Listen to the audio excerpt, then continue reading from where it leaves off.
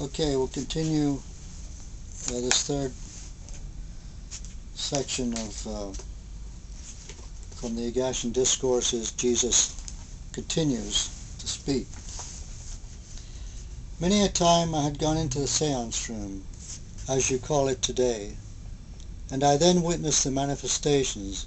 As I unfolded, I was able to see the spirits, and oftentimes I quizzed them, and then told those in the flesh the nature of the spirit that had been contacted, be it good or bad. Yes, these things did exist during that time, and they are left out of the Bible, as you call it.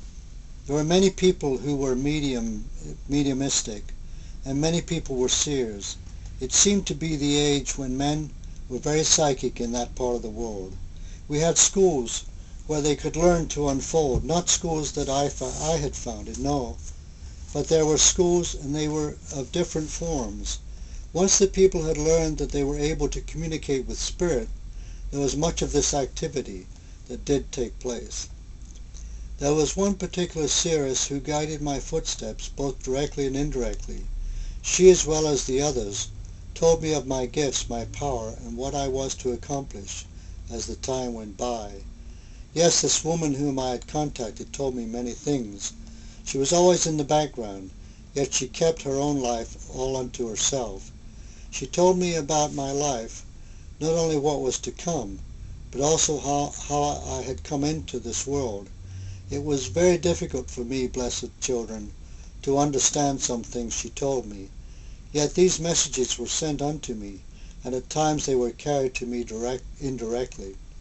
Sometimes the message was that she had said this or she had said that, and for me to be careful. Other times the message was that I had certain things to do on certain days, and these things I then did.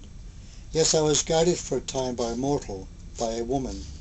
Many times she told me to go to see certain people or go to a particular location where perhaps I had never gone before, and invariably there would stand the one whom I was to meet. Oftentimes several would be seated waiting for me to come, and I can recall the voice saying, "My son, I have waited for you." Then they would tell me stories of my life. They knew that I had returned, and that I had promised myself that I would return unto the physical plane. Finally, I received the call to go elsewhere, disciples, and this I did. I returned to Egypt. There is where I met the masters who taught me many things and told me even more of my life. They told me of the one who was to appear not very far from my village, and they told me of Mother, and they told me of the king. These men who had reached the divine state seemed to know all about me, even before I had come to the realization of my mission to serve. Later the mysteries about my parents were explained to me.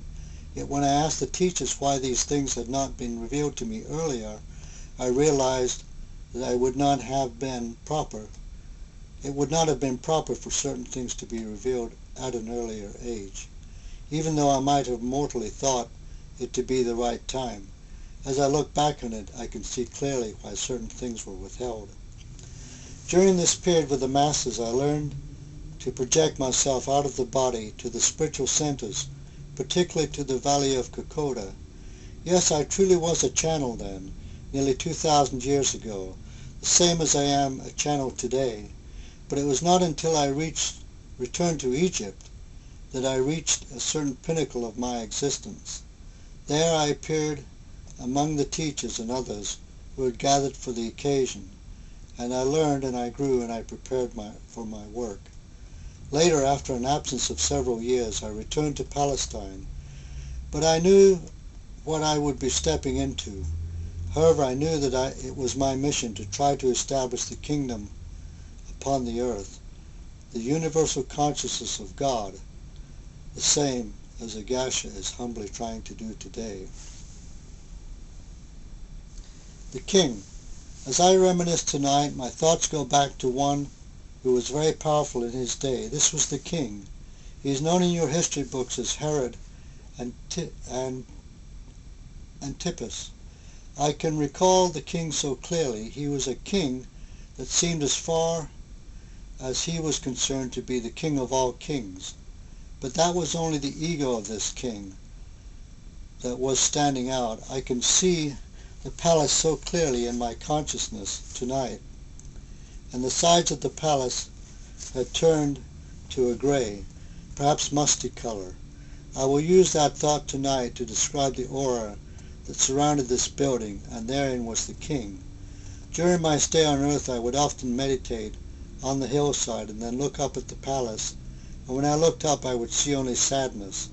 I felt only sadness within myself as I saw the evil that seemed to prevail, selfishness, greed, and all of the things that seemed to cause man's doom upon the earth. Yet I knew the king, and I realized my connection with the king. Yes, there was a very strange attachment. My strange attachment to the king was something which was concealed from me until I had a greater awakening. But I was not told of this by the outsiders. I was told by the teacher, by the masters of light, that it was through that connection on this earth that I had come to be born unto the physical plane, born in the midst of confusion, the same as teachers before me. So I knew my relations with him. I knew my relationship, but I could not live or think or do what he had done. For I lived in a divine state. I lived in the consciousness of God at all times. I lived by the law. I violated no laws of God or man or beast. I violated no laws because I knew how to live in the consciousness, because I had learned these lessons in previous lives, and I knew at the time that the king must also give forth light, but he did not know me. He had long forgotten me. In fact, he did not even know I existed. Well, we'll continue at a later time, maybe tomorrow. But it's pretty interesting stuff.